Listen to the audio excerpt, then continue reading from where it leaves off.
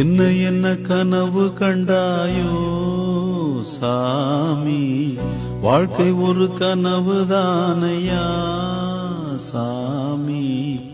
ஒன்றை உந்தன் மனம் கேட்டது, அந்த ஒன்றும் வேறு இடம் போனது. கையில் வரும் என பார்த்தது, இன்று கை நழுவியே போனது.